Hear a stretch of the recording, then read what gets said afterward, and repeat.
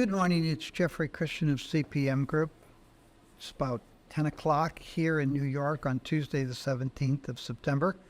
Gold's trading around $2,602 for the December contract. Silver is around $31.16, having risen sharply over the last couple days and broken above $30 and then moved above $31. What we're seeing there is some enthusiasm and expectations that have occurred over the last week, shifting market expectations about the Fed's imminent interest rate cuts. We'll talk about that going forward. I've got a lot of ground to cover today. I want to talk about silver, the way the silver market really works, and the real reasons to expect higher silver prices in the future. I'll go through some details there in a minute.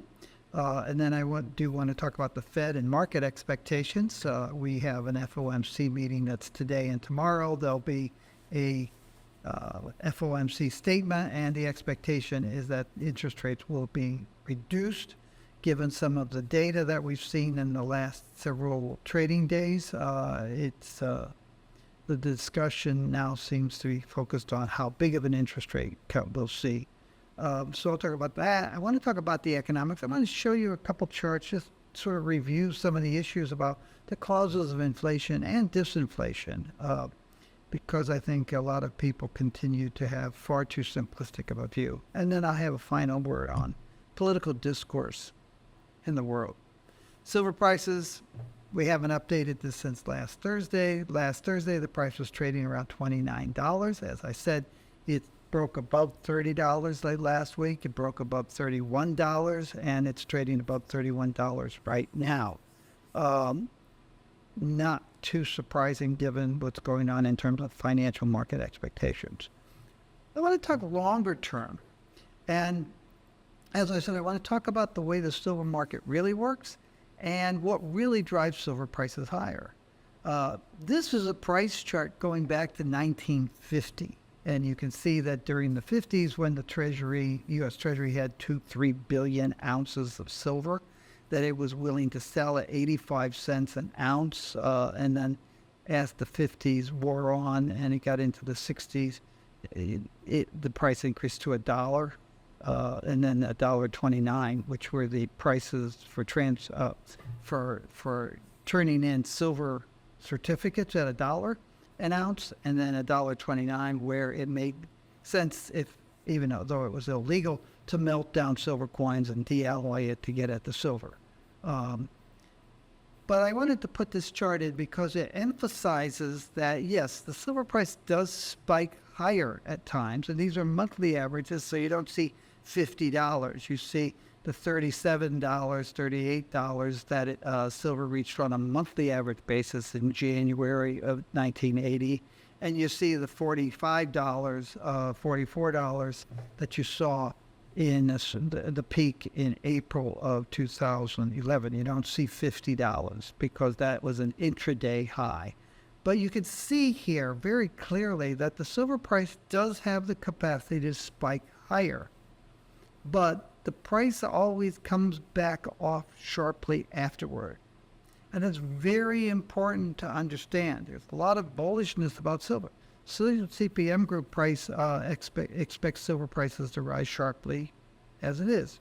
It's very funny because I was looking at our long-term projections for silver prices from 2017.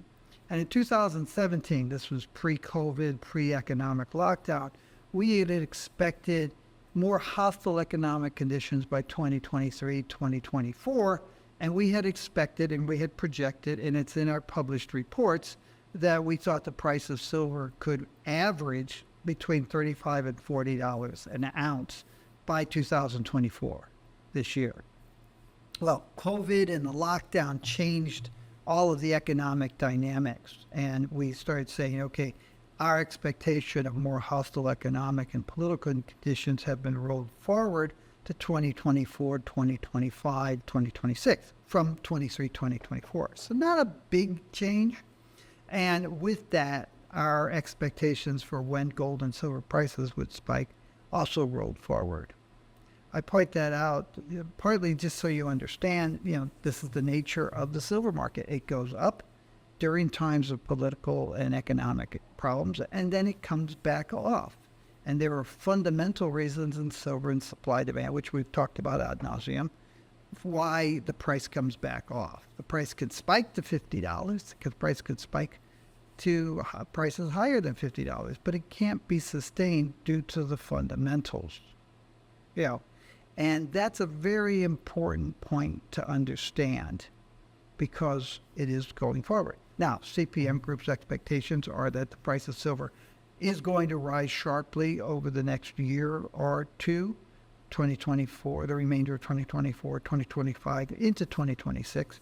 And we wouldn't be surprised to see the price average somewhere between $35 and $40 an ounce at some point during that period. But then we expect the price to come back off. Why? Because that's the way the silver market works. We don't follow fantasies. We don't follow dreams. We don't follow wishes. We follow the way the silver market actually works. Now, what drives that price higher? It's investment demand. Investment demand shown here as market surpluses. This is where investors say, I want more silver than is readily available in the market, and I'm willing to pay higher prices for it. And they bid the price up, leading fabricators to reduce their silver wherever possible, to lower the costs of producing their products, and increasing mine production and increasing secondary recovery of silver from scrap. And there are an estimated 23 billion ounces of silver in jewelry and decorative objects and religious goods. I have, since we're doing show and tell, I have shown you my Ganesh. And I'll also put this on because I am going to talk about political discourse, rational political discourse. But you see that investment demand drives the silver price high. When investors want more silver, as they did in the late 1960s, they forced the U.S. Treasury to get out of the silver coinage business and to get out of silver certificates in the 50s and 60s, driving the price from 85 cents up to like about $2 or $3. Then it came back off. Investors were sellers for most of the 70s. And then they decided to be net buyers in 79, 80, and they drove the price up. And then over the course of the 80s, they bought progressively less silver because there was this disillusionment that set in. When the price went to $50, a lot of people who had never bought silver. And they continued to buy silver for years because, hey, it had been $50 in 1980. It'll be back there. And as the 80s wore on, more and more of those people died or got disillusioned and sold their silver. So much so that over the course of the 1980s, most banks and brokerage houses that were selling silver to investors got out of the bullion business, including Merrill Lynch, one of the major suppliers of silver coins and bars to investors in the 1980s, closed down that retail business in the late 80s, early 90s. But a lot of other banks and brokerage houses got rid of things too. 1990s was a period of net investor selling of about 1.5 billion ounces of silver. By 2005, 2006, investors changed their mind again. They started buying 50, 60, 80, 100 million ounces of silver, and they started driving the price up. The silver price had traded between $3.50 and $5.50 for most of the period of time from 1990 until 2005 or so, 2004. Price started rising. It broke over $5.50 and it continued to rise into 2011.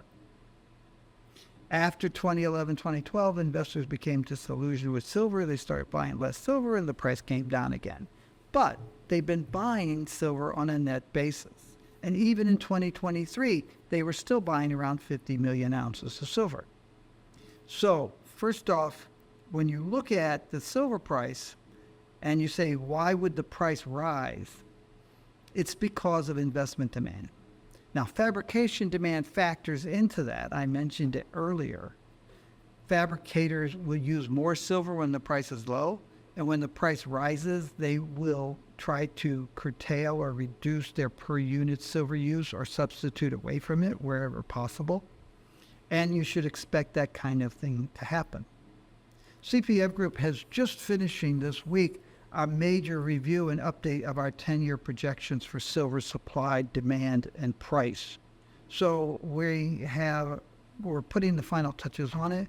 We're looking at solar power use of silver. We're looking at silver use across industrial applications, including, as we have always done for the last half century, silver use in military applications. But we have realistic estimates of silver use in military applications, not half-baked wishes.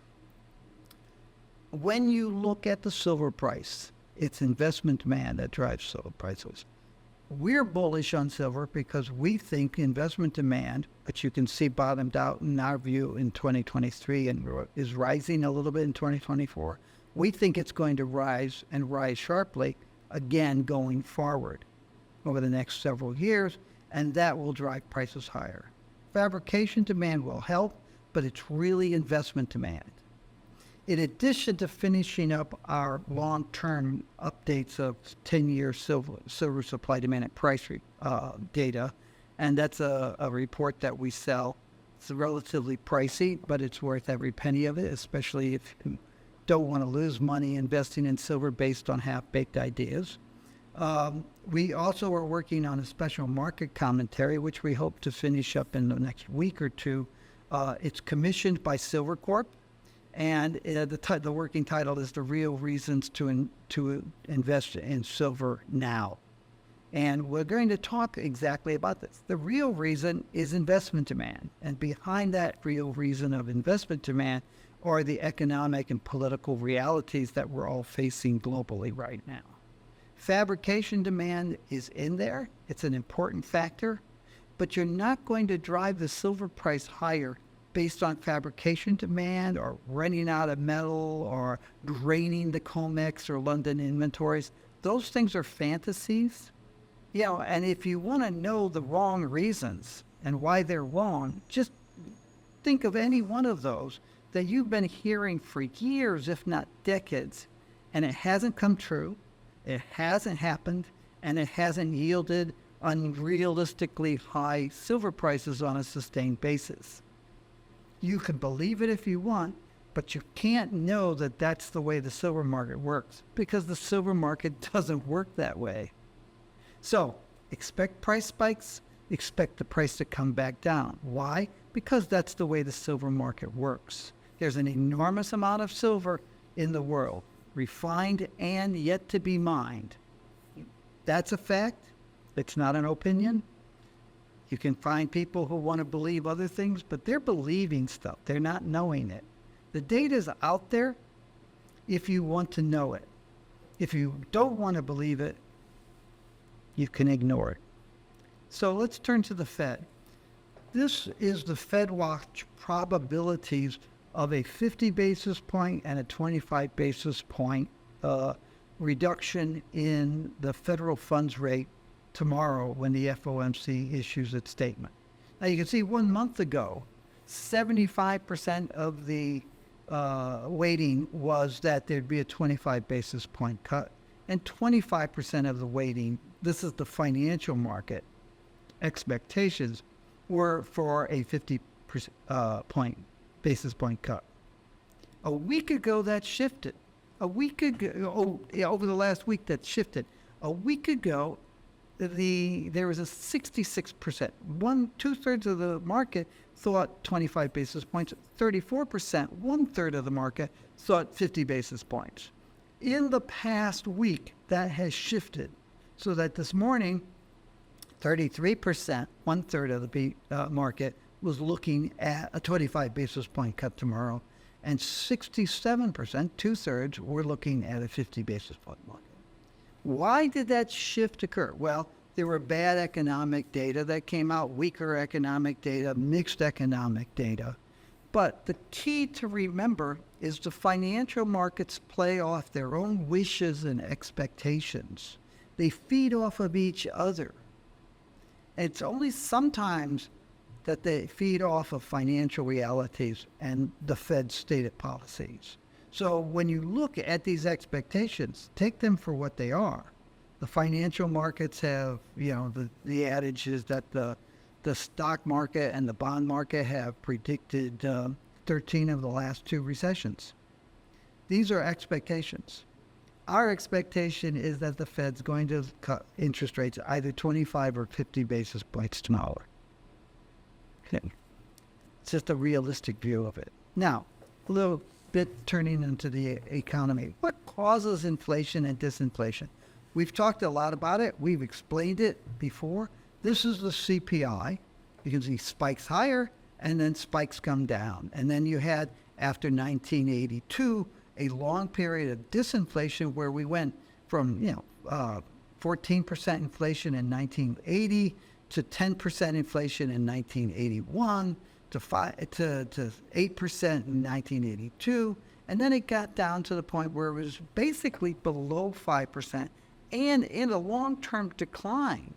If you look at that CPI from 1983 through 2000, so long-term decline to the point where monetary authorities were actually concerned about disinflation turning into deflation.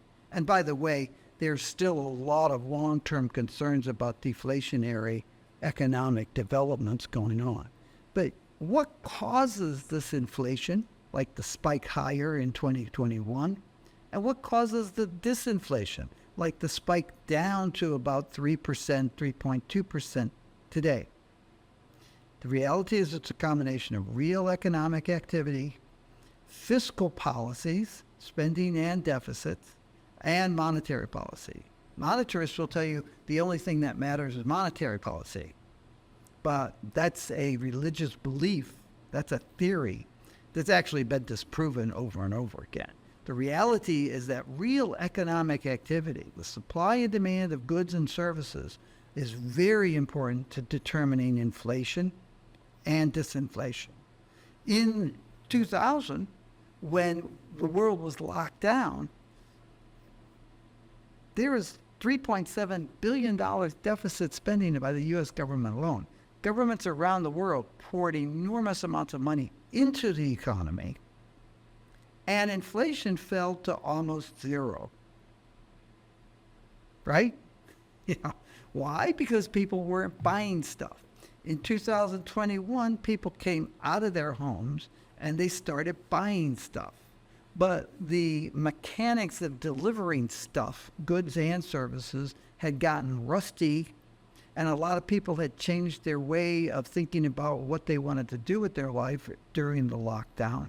And in 2021, there were a lot of inflationary pressures because the economy was recovering, and inflation shot up to 9%. Didn't go to hyperinflation. It didn't go to 15%. Anybody who plays with those numbers doesn't understand inflation. Inflation got up to about 9% in the rebound coming out of that economy. Why?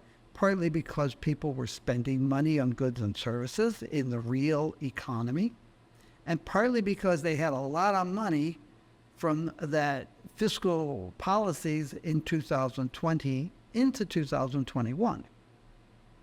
I'll show you some data on that. Monetary policy was the third most important factor. This is the economic activity. You can see the enormous decline, unprecedented decline in real economic GDP, real economic growth in the United States during the lockdown. And you could see the unprecedented rebound in 2021. That was the major factor pushing inflation, pushing prices higher.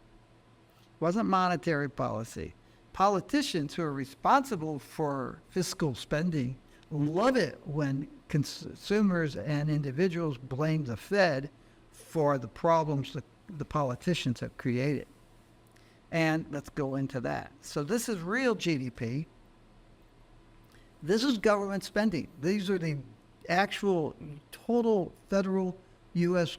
federal spending in billions of dollars. And you can see this enormous surge during the lockdown that continued into the following year and then came off.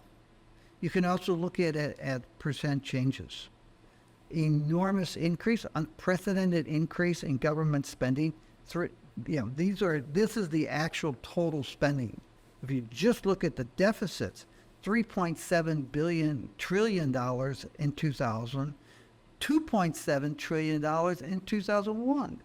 Doing the math, that's $6.4 trillion of deficit spending over a 2-year period that caused or contributed to the creation of 9% inflation.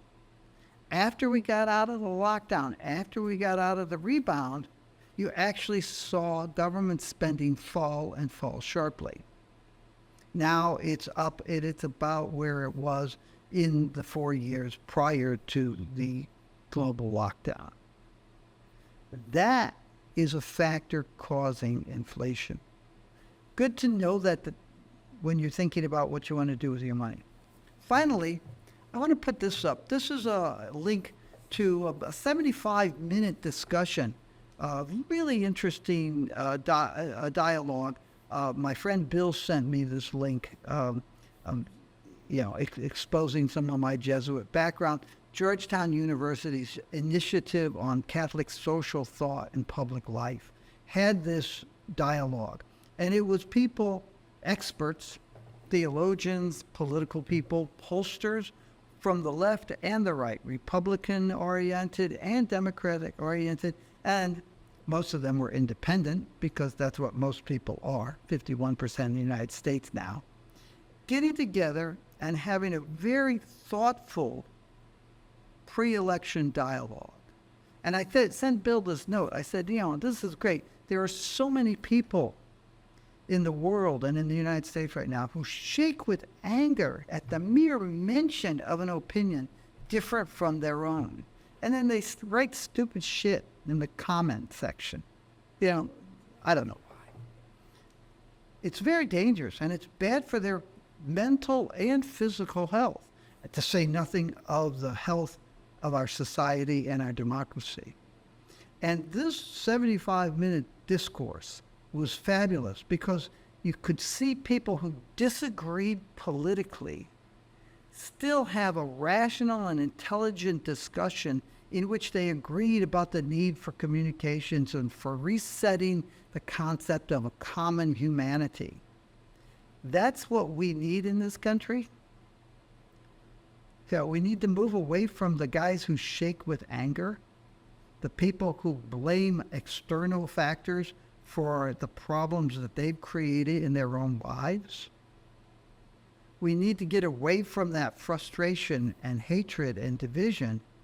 And it was very pleasant for me to spend more than an hour listening to people actually agree, even as they disagree about the political environment.